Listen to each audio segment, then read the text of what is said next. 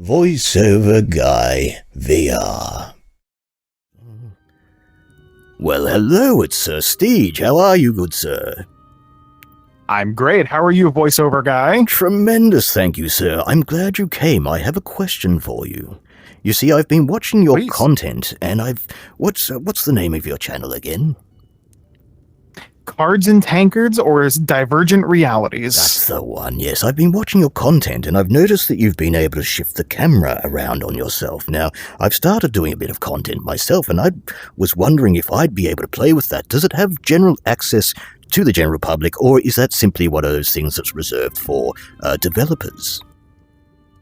So, you'll be happy to hear that anybody can use camera controls in Cards and Tankards, but the one caveat is that you have to do it through Steam VR. Basically, you have to have Steam on a PC, download the Steam VR app, I believe it's free, and also on your headset, you have to download Steam. And then what you do is you connect the two, and you can access Cards and Tankards through Steam VR. Whenever you do, you can open your watch menu, and you'll have a little button for camera controls, and you can manipulate the camera however you want. And that's how you do it. That sounds amazing. So it's really that simple, sir? It's that simple. That's magnificent. Listen, do you mind if I share this to YouTube for other content creators? Would that be acceptable? Let the people know. They must know. Amazing. Thank you so much, sir. Thank you so very much. You're very welcome. Alas, weary travellers, it was not that simple after all. The process was long and perilous.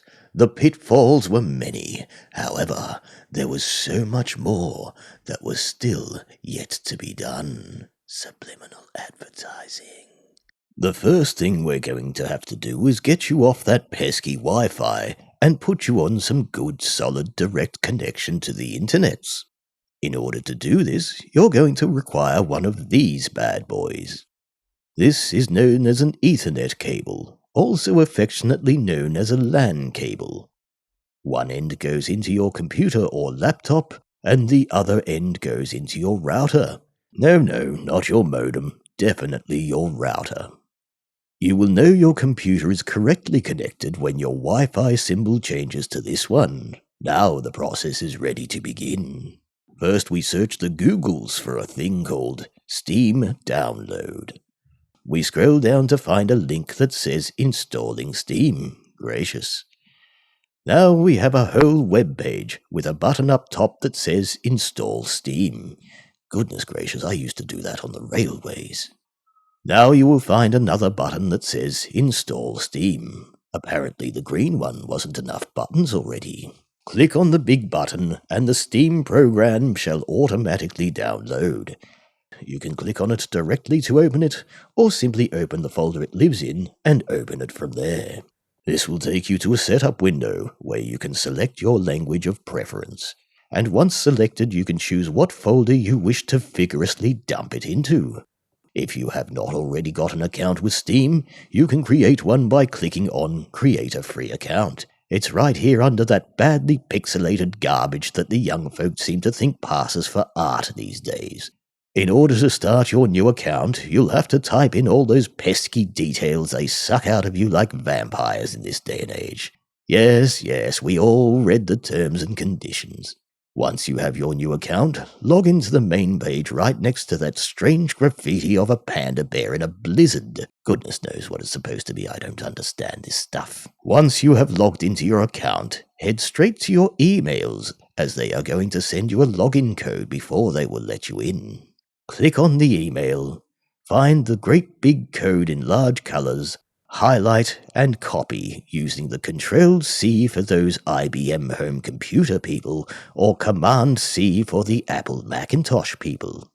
Now we return back to Steam and paste our code in. That's Control-V or Command-V to paste our copied numbers. Ooh, shortcuts, how fancy. Now this will log you into a page that looks somewhat like this. Up to the top right you will find a search bar. Click on it. Type in Cards and Tankards. This step is crucial. When it comes up in your search bar, click it for great justice. It will bring you to a page similar to this. Scroll down and just about here should be an install button. Yes, I apologize. I don't have actual footage of it as my computer ate it. Damned technology. Now, once you've clicked the button to install, you'll return to this page and then your screen should look something like this, informing you that it's in your library. Now we go back to your library only to find, no, it's not in fact installed. You need to click the install button again. Imagine my confusion. Oh well, better click on it then. Select the folder you'd like to save the game in and click install. This will of course take some time to do its thing. Now we return to the Steam menu and return to the search bar and type in Steam VR. This isn't its own version of Steam, it's kind of more like a plugin that runs through Steam, like a radio in a car. This will be one of 3 programs that will help connect your computer to your headset.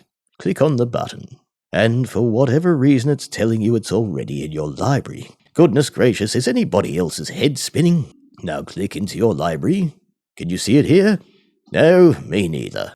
Click into this little search bar and look up Steam VR. Click on Steam VR and click install.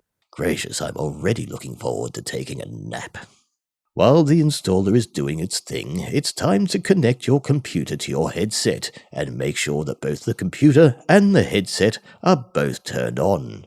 If you are watching this video right now, I'm going to assume that at least one of these 2 items is powered up.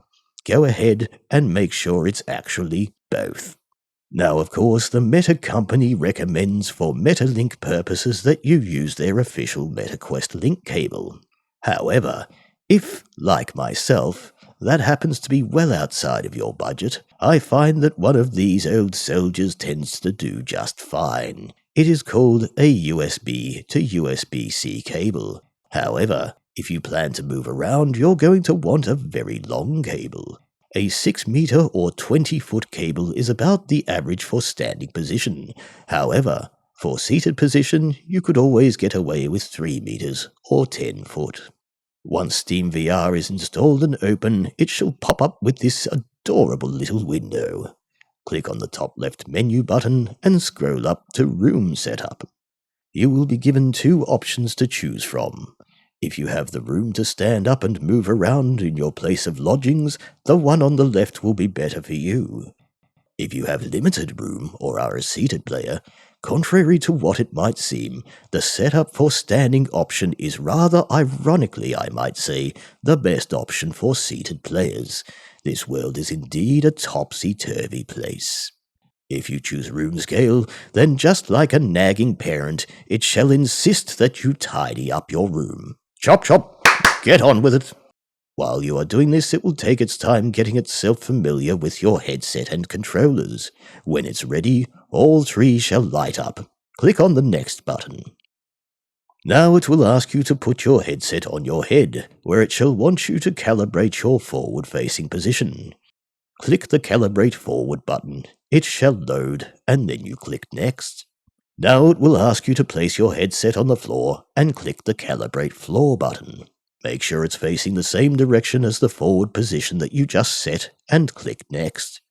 For those of you that like to exaggerate, you can type your height in manually, ensuring the headset is facing forward once more, and click the Next button.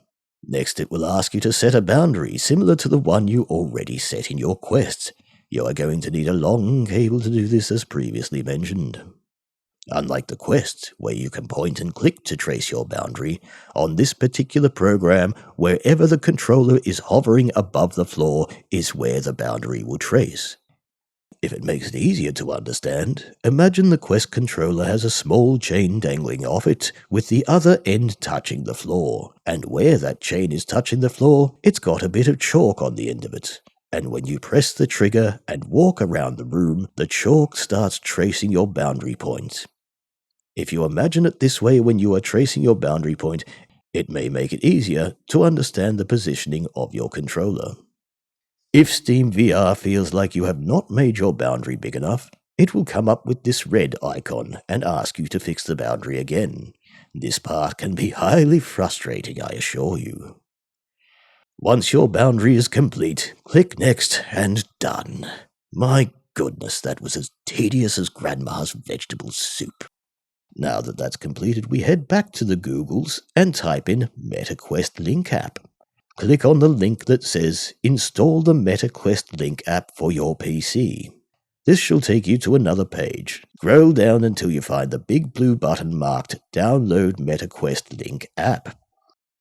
Click on the button. It shall automatically download. Then simply click on the downloaded program to open. Once that is completed, you shall find desktop shortcuts to Steam VR and MetaQuest Link.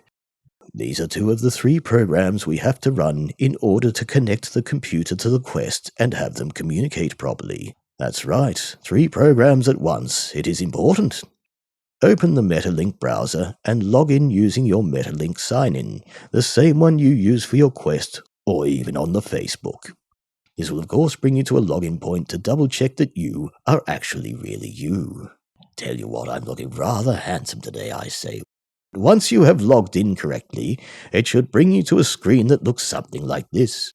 If you notice up the top a blue bar that says your computer does not meet the updated maximum specifications, which can lead to poor experience in VR, don't worry too much, you might still have hope. After all, it's working fine on my computer, so let's just ignore it for now. Next we put our Quest headset on and click on the 9-dotted menu. Please excuse my wibbly-wobbly old man hands. Now we're going to sneak straight past Cards and Tankards and instead go to the MetaQuest store. We are going to click on the search bar and type in Steam Link. In my case, I found it was already installed on my Quest. Maybe it's a standard feature now. Steam Link is the program that makes your Quest headset link up to the computer program Steam VR. So here you'll now find you have 3 icons on your desktop. We can move Steam out of the way because it will open automatically when we open Steam VR. Open MetaQuest Link on your computer and minimize. Open Steam VR on your computer and minimize. Now, just when you thought it was all systems go, it's going to come up with this darned error message. It will tell you the Oculus Link is not enabled. Blasted technology! Put on your MetaQuest headset, go to your library and click on Steam Link. A window will open asking you which computer you would like to connect to. Click on your computer and click Connect. Now you will find yourself in a complete existential void. Worry not. Your headset has not crashed, and you have not been beamed up by aliens. Simply lift up your headset and go back to your computer. Open Steam, head to your library once more, find Cards and Tankards, and click on the play button. Not again. Because this version of the game is actually being played through Steam VR on your computer, and the Quest is being used more like a movie screen with interactive handles, you will be forced to log into Cards and Tankards once more, which means setting up your default settings again and then logging in again using your MetaQuest or Facebook login credentials. If you click Login through Steam, it shall of course ask you to verify your date of birth. However, I can't remember mine, so I'm going to sign in through email. This will bring you to a Create Account page. Ignore it. Go straight down below to the button that says Sign In. Huzzah! We have finally logged into... Wait a minute. Why am I stuck to the floor? Just when you thought you were ready to begin, no, the technology decides that your life needs to be even more difficult. Oh, very well. Let's solve this problem as well, shall we? Click the flat button on your right controller to bring up your Oculus menu. Click on the time and battery bar to bring up a quick settings menu.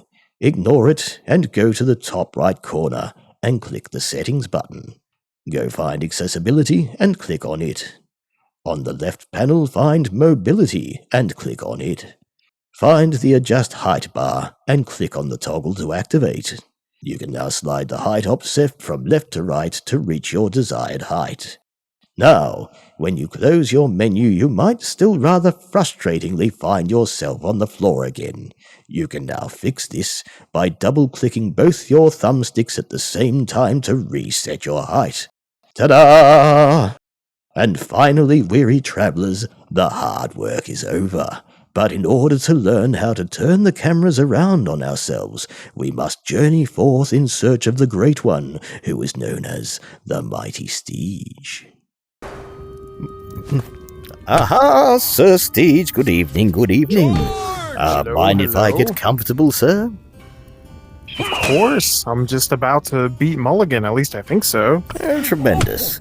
Now listen, sir, I've done all the things. I've linked the Steam VRs, I've done the downloads, I've done the... Oh, sorry, what's that, Mulligan? You've got an itch behind your ear? One moment. There we are. So I just got everything done, and now I need to know how to do the whole changing of the video screen thing so that I can turn angles around, I suppose. Would you care to show me the way, good sir? Would that be all right? Oh, you actually want to know how to use the camera feature now? Yes, that would be tremendous.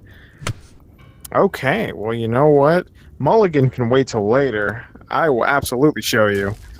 You can have this one this time, Mulligan. Okay. Well, so, in order to actually use the camera feature, you'll go to your camera menu, which is available once you're on Steam VR. You open your watch, and you have your little camera menu that you can see. It's in the top right corner of your watch menu. Oh, right there. Yeah. Lovely. Once you're connected through Steam VR, you have that available to you. So personal, table, custom, show usernames, show VR pointer. So I can take your name off? One moment. Mm-hmm. Save? No, it's It'll work through the camera. Oh, so I see. Let me walk you through a piece of this that'll really start to make you understand how to use this. The best way to start using the camera feature is to hit the selfie button. Because what's going to happen is it's going to open up a camera right in front of you that's looking directly at you, and you'll be able to move it around. Let's have a look. All right. Well, goodness gracious, I can see straight up my nostrils. Yeah, so basically what's going to happen, and if you're recording right now, it's not going to show up this way. Basically what you're looking at right now is what your recording is going to see. So for those of you at home, basically in game you'll have like a screen show up directly in front of your face that shows you exactly what your camera is pointing at. So that's basically how like this whole thing works. Now you can turn that on and off if you like. If you come to your camera settings and you scroll down to show preview, if you uncheck that and hit save, it'll turn off that preview. Your camera's still working, your camera's still on, you just can't see the preview anymore if you want to get that out of your way. I see. So we take the show preview off, press save, and then camera up and... so from this point that allows you to just see the camera in front of you without the screen, and you can just talk straight to the camera. Yeah. Can we pick the camera? And so now what you can do, you're way ahead of me. I was about to say, you can physically grab the camera with your hand and pull it around and put it wherever you'd like. Look at that, fine humans. I can't make any peace symbols or anything. Imagine I am. Hello. Tremendous. So from there, you can do a bunch of cool things. So if you want to make the camera like nice and straight so that it's not tilted or anything, I really like the reset roll feature. That'll make it so that it doesn't tilt one way or the other. It'll like untilt it. Reset tilt, I believe, is like front back. It'll reset that. Yes. And then also you'll see that there are a bunch of other features like presets other than just selfie. So first person, literally it'll basically think of it as putting the camera inside your head looking out of your eyes. It's literally going to take your first person perspective. And the reason that's important is because if you just record through like your normal headset, what happens a lot of times is it's only going to take the recording out of like one eye or the other in your headset. And so it'll be kind of off center. But if you use the first person, it'll actually take that camera and it'll put it directly in the center. so that you'll have like a nice centered picture wherever your head is looking. Fantastic. And so drone mode. That's a good one. What does the drone mode do? So drone mode's interesting. So if you have a camera out, so you choose like selfie or something, and then you hit drone mode, you can actually use your control sticks, your joysticks, to control your camera moving around.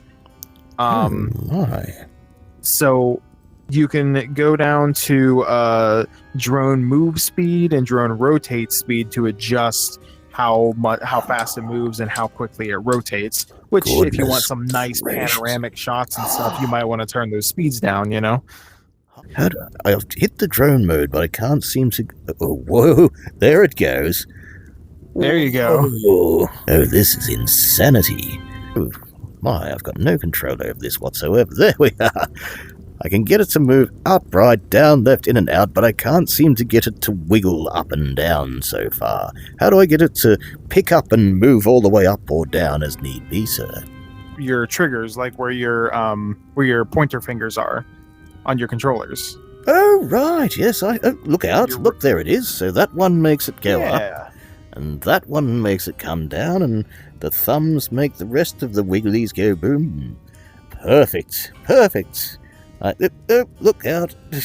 This'll take a little bit of getting used to, good sir. Oh, my goodness, this is amazing. Yeah, there's a whole bunch of cool things. You saw earlier that you can turn off people's usernames. I usually do turn off people's usernames because it helps keep clutter down on the screen. Yes. You can turn on and off VR pointer lines. The only time that's ever really a thing is like you'll see like people point at things to pick them up, and like the pointer line will show up. Yes. If you turn off VR pointer lines on your camera, you won't be able to see those. I see. Yeah. So there's a whole bunch of cool stuff on there. And the hide does what? Table slide? So hide just turns it off, basically. So that'll hide your camera, and then it'll go back to your perspective on your recording. I see. And you can go player 1, player 2, top down, table side. Goodness gracious. Yeah, so the way that those work, like the player 1 view, player 2 view, all that, it'll literally latch on to whatever the closest play table is and do the first player view, second player view, top down, and table side. Gracious, amazing. And then the other one there. Oh, this is a whole new world. I'm mighty impressed, good sir. Mighty. So let me show you probably the last thing you need to know. If you take a camera, say you have like your camera and you've adjusted it to be pointing in a direction that you want it to point, you got a good angle or something like that, you're recording something, you can save that preset so that you can access that one specific camera angle at any time. So if you'll see, now mine say different things because I've already named them. But under where it says player 1 view, player 2 view, top down, table side, there's like 4 empty slots. Yes. So what you can do is you can adjust your camera to where you want it to be. Yes. You can hit edit presets. Okay. And what you can do is you can choose one of 4 save slots, give it a name, and then hit save. Marvelous. And it'll save that preset. Excellent. Then it'll save it to one of those 4 slots that I was just talking about, and you can access it at any time, and you can overwrite it if you ever want to. Fantastic. Thank you so much, sir. That is highly comprehensive. So much to learn. I'm glad I didn't try that one on my own. There's so many cool things. So many cool things you can do with this camera. It's very, very fun. The only thing that I would ask for is just like more presets. Like I want to have like 8 to 16 presets to just put cameras all over the tavern and all over the layer. But hey, you know what? I'll take the 4 that we have. And I'm just thinking, cool. If you could actually just put it somewhere, pick it up in your hand like this and carry it with you like you're on a movie, or just, on holiday. Look, everyone, it's us. Yeah. That's amazing. Like found footage or something. Yes. Look, quoth. There you are, in complete 3D form. Perfect. This is amazing. Thank you Oh, one kindly, more good thing sir. about the presets. Oh, yes. One more thing about the presets. They save per haven type. So you can have 4 presets in the lair, 4 presets in the tavern, and 4 presets in the grove if you have access to the grove. And it saves it for that. So like if you save all 4 presets here and then you go into the tavern, you'll have 4 new empty slots for just the tavern. This is opening up a whole new world, good sir. Amazing, thank you Yeah. kindly. This is You're I could welcome. literally be standing right over here at this point in time, have my camera here, and be narrating from a completely different point of view. I could be standing at the other end of the table and just, yes. Will wonders never cease? I thank you so much for your time, good sir. This has opened up a whole new avenue to myself and all the other content creators out there. Absolutely. I'm so happy that I could share it with you, and I'm looking forward to see what you make with it. Now, unfortunately, in my excitement to go and play with all these new camera features, I did overlook a couple of key points, so I've made a couple of extra bits of video for you, just in case you get stuck. Here they are. Now, sometimes a camera angle is just so perfect, you'll want to save it so that you can use it again in future. To do this, click into your sundial, making sure you're in the camera menu, and then click on Edit Presets. This will bring you to a new menu. If you click on Empty Slot, you will notice there are 4 different save points available for your camera. Now type in your preset name. Use your camera's position in the room to create a name for it. It makes it easier to remember for future use. In this case, I'm using bar view, as my camera is facing the bar. Now you can click Save, and your camera position is saved. Now we are free to move our camera to anywhere inside the tavern.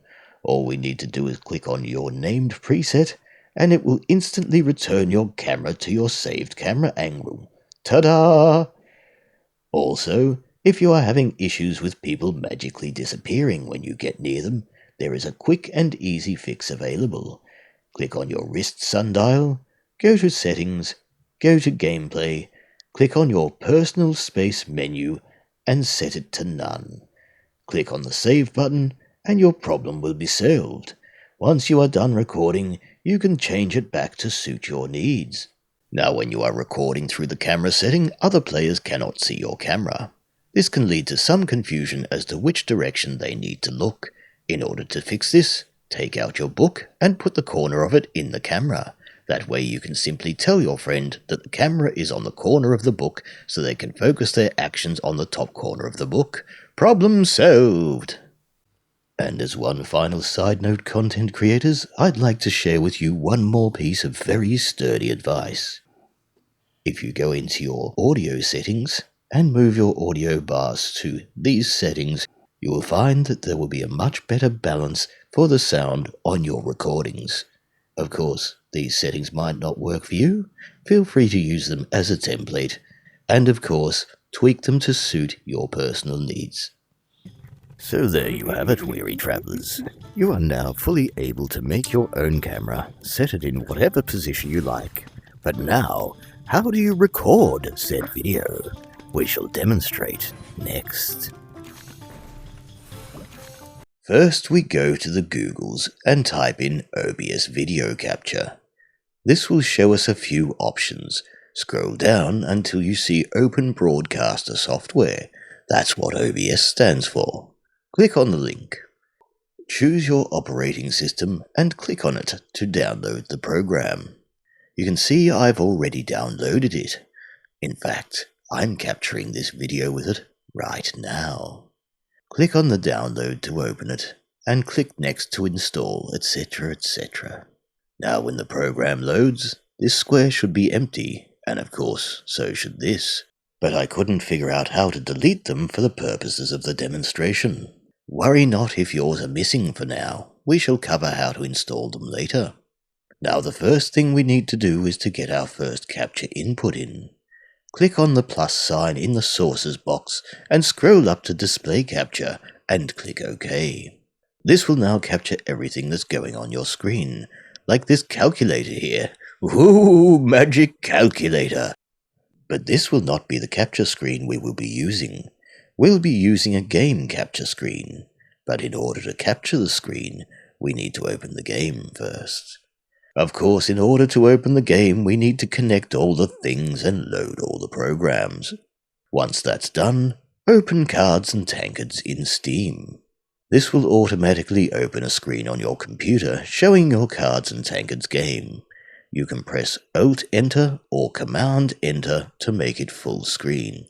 However, if you'd like that screen out of the way, press Alt or Command and Enter once more, and you can minimize the screen by pressing the Minimize button.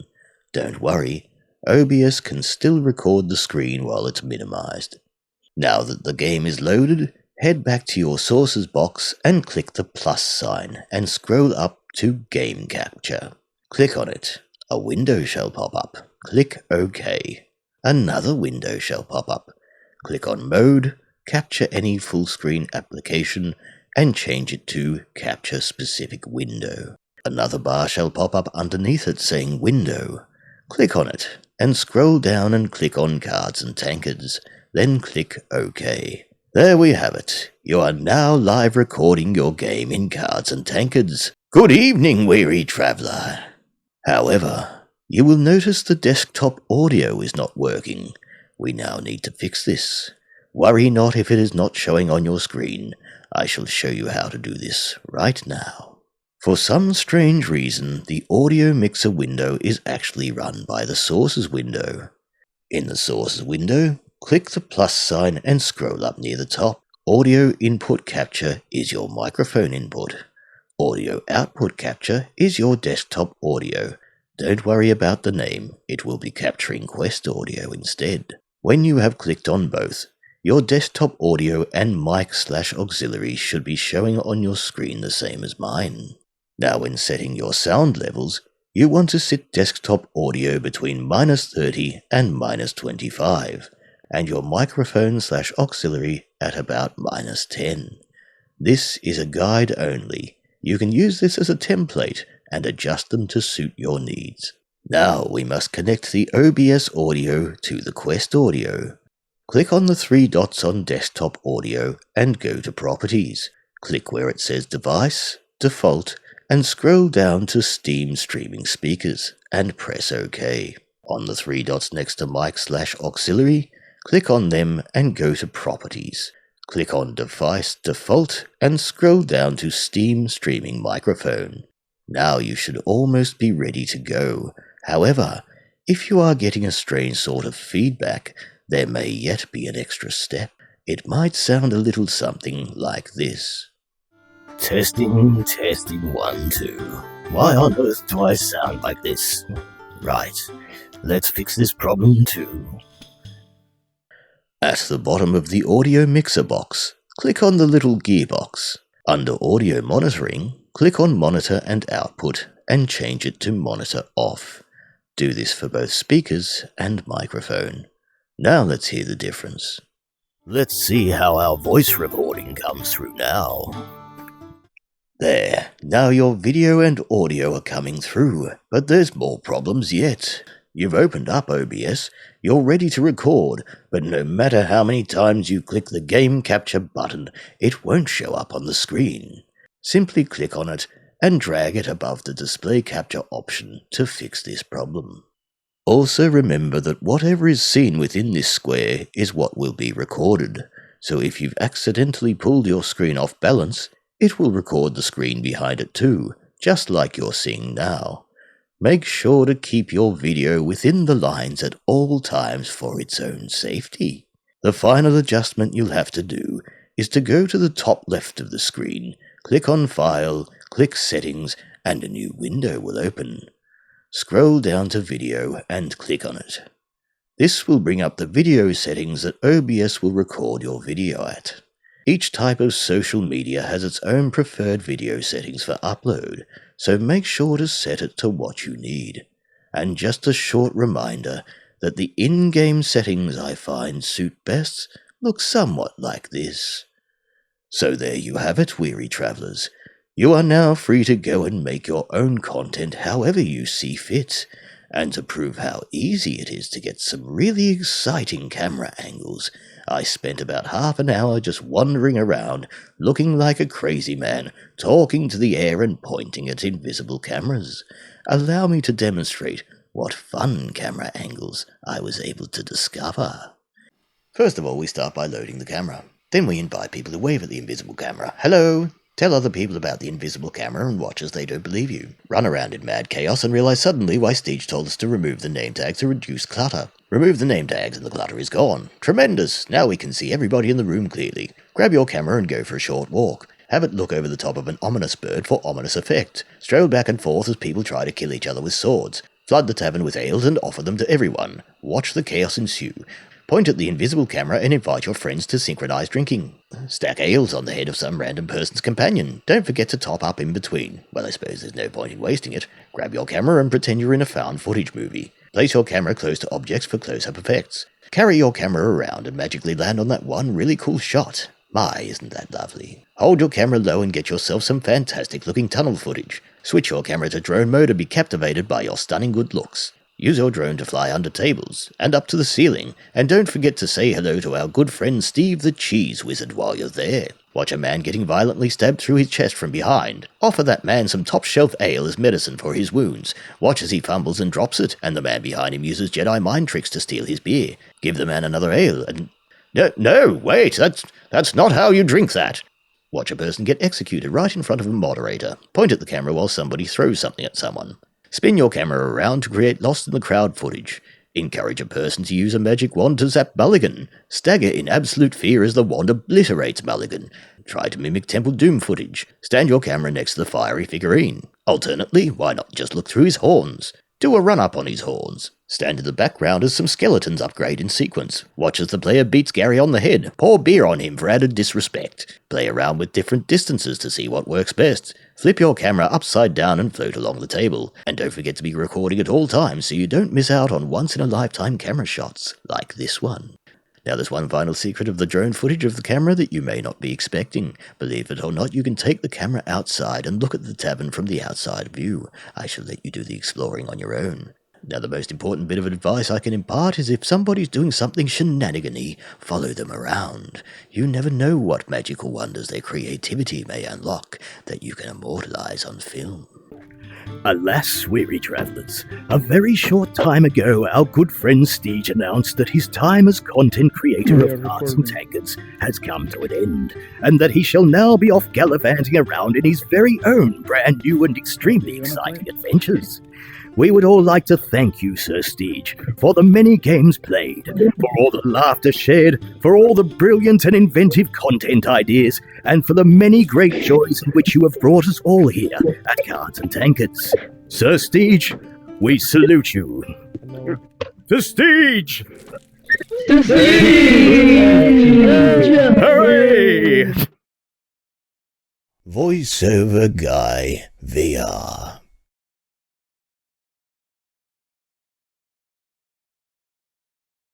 And the many great joys in which you have brought us all here at Cards and Tankards. At Cards... I literally said Stankards. What on earth is going on? One last try. My drink big. Cards and You're Stankards. doing that. Yes, Cards and Stankards. Goodness knows where that one came Cards and from. Stinkers. You should put it at the end of the video. Like all the bloopers. I think I actually might. Anybody want